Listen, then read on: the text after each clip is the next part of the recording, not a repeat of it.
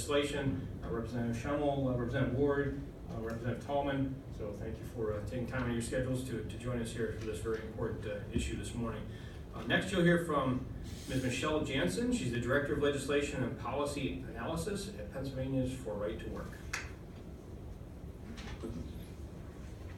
Thank you, Chairman Metcalf, and thank you for inviting us here today for the opportunity to speak in support of this important legislation.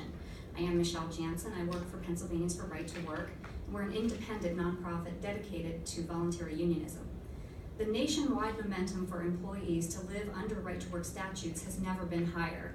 As Jansen had said, since the beginning of the year, Kentucky and Missouri became the 28th and 29th right-to-work states respectively, with newly elected officials there running on promises to bring support to right-to-work in their states. Last year brought neighboring West Virginia into the fold, and its proximity only adds to the pressure for the Keystone State to join in.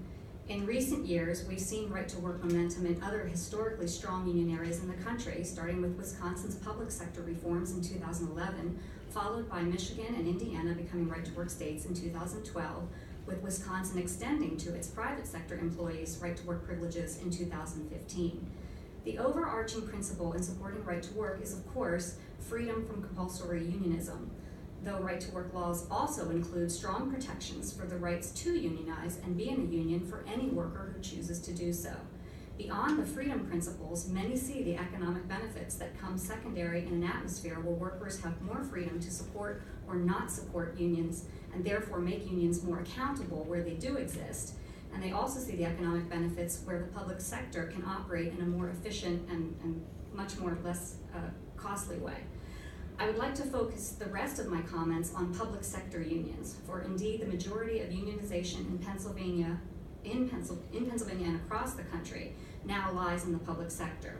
And the need for right-to-work law is especially critical because of the unique power public sector unions wield in comparison to their private sector counterparts.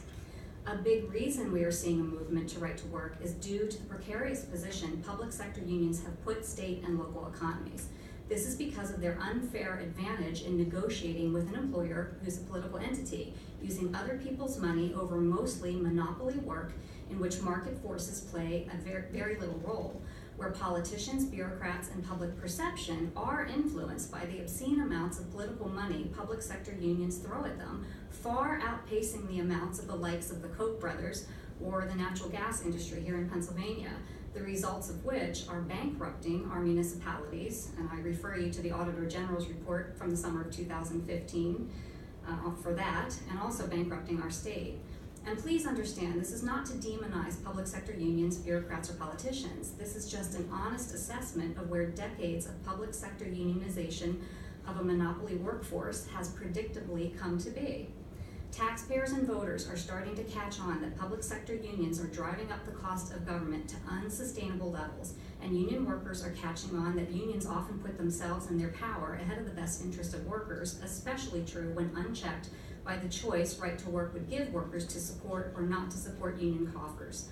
We have seen this awareness reflected in the voting patterns here in Pennsylvania. There's been a shift within the General Assembly to more fiscally conservative elected officials. And the state support for Donald Trump also shows a desire for legislative policies that bring more jobs and less onerous and expensive government. Right-to-work laws and related legislation is much needed to curb the out-of-balance political influence public sector unions enjoy. And I urge the General Assembly to add the Commonwealth of Pennsylvania to the growing list of right-to-work states. Thank you.